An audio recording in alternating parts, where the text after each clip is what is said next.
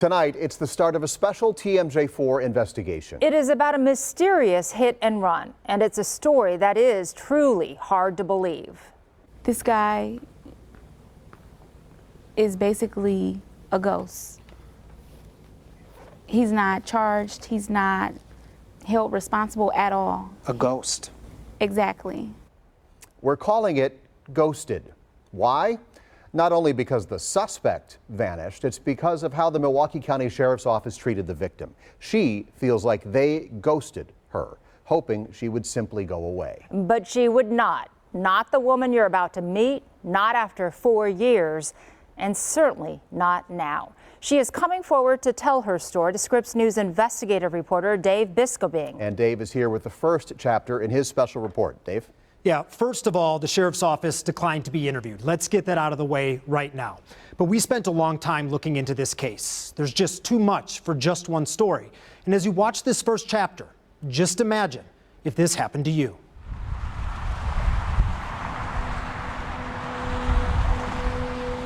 So let's kind of go back to that night. It was January 17th, 2020. I mean, that's a day that your whole world really changes. Yes. It was just hours after Monica Nash was released from the hospital. And you had a new baby.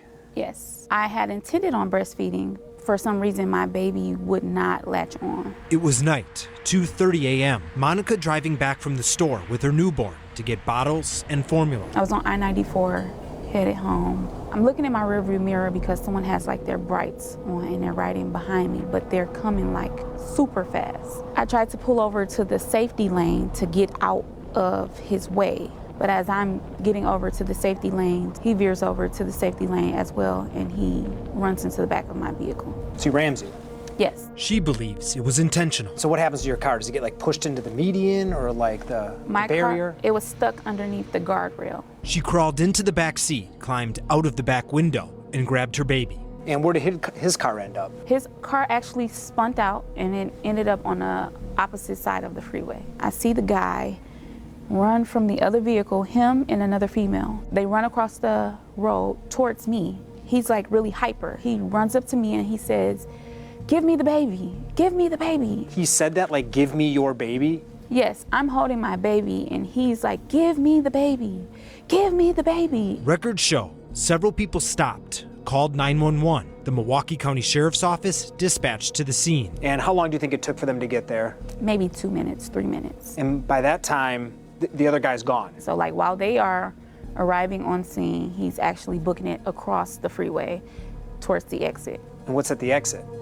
A vehicle that... Not his vehicle, a different one? A different vehicle. So like there's like a car that was waiting for him? Yes. The crash happened on Interstate 94, just west of American Family Field, at this exact exit sign. Monica's car forced into the guardrail. This darkened strip replaced after the crash. It's one of the only things she can actually see, look at as proof that it all actually happened. And that's because, even though the suspect's totaled car was left at the scene, multiple witnesses ID'd that car's owner and traffic cameras overlooked the area. No one was ever charged. This guy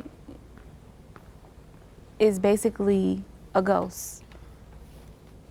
He's not charged, he's not held responsible at all. A ghost.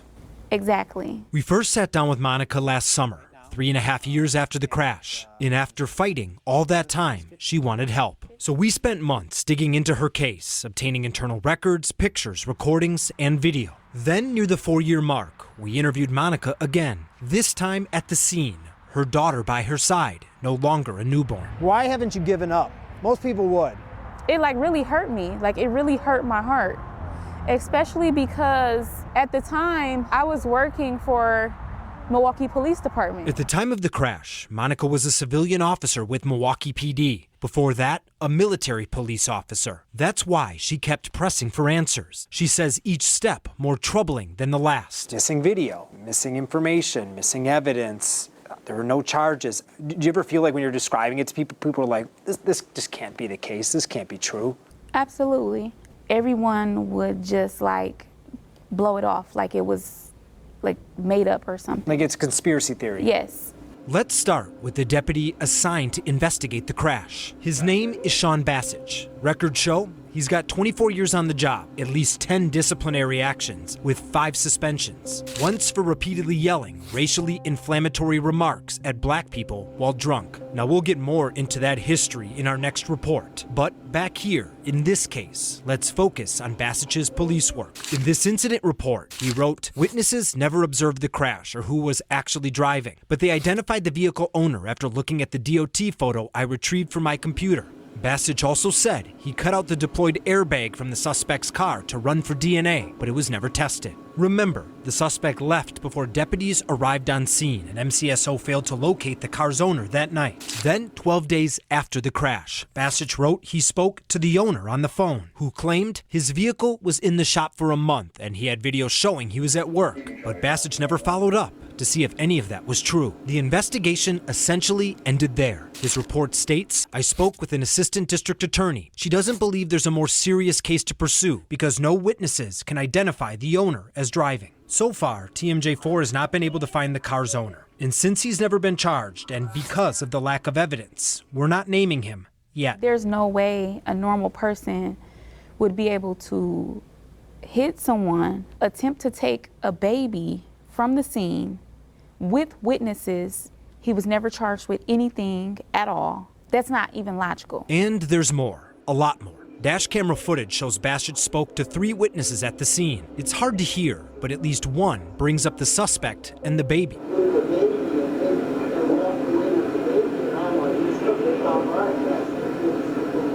But Basic wrote none of that in his police report. He also failed to document critical witness information, including for a Good Samaritan who happened to be a cop. His report says an off-duty McGuanago officer stopped, but Basic didn't include his name, and he put down the wrong phone number. What do you say to someone who says there's just no way this is true? It's absolutely true. And what about the traffic cameras? There's a stack right by the stadium. The DOT camera, I see it right there. But that video evidence is missing, even though Basic's report states he got it and impounded it. Basic would later claim the video didn't matter anyway because it didn't show the crash. It absolutely did. Now, we don't know where the camera was pointed that night, but here's an online feed of the traffic camera taken a few weeks ago. It shows the exact area where the crash happened. That's not the only issue with video. Here's what Monica first told us during our first interview about the dash camera. When I went in person to get a copy of the video, I was told that the video does not exist anymore. She showed us this letter from the sheriff's office. It says the video was gone, but as you can see, because it's on your screen right now, that wasn't true. It took a lot to get MCSO to admit this dash camera video still existed and to give us the footage. It even led to a deputy recording us on body camera. That's another thing we'll cover in our next reports. Why have you continued to push so hard to get answers on this? I really did it for my kids. My baby was 3 days old and she was premature. She had just come into the world. It could have went a completely different way. I believe in justice. I believe in standing up for what's right. What was done to me was wrong on every level. Now, as you've seen and will see going forward, Monica Nash did not sit quietly when she learned her case fell apart. She forced an internal investigation into the deputy and a state victim rights investigation into the sheriff's office. Both found mistakes, and in our next report, we'll expose the misconduct of the deputy who handled the investigation. Coming up tomorrow, the internal investigation into that responding deputy. You're telling me here that you did not place that video in the evidence? Yeah, I'm guessing that I forgot to download it. You understand how that could be a problem? Ghosted, Part 2, The Misconduct, tomorrow at 6.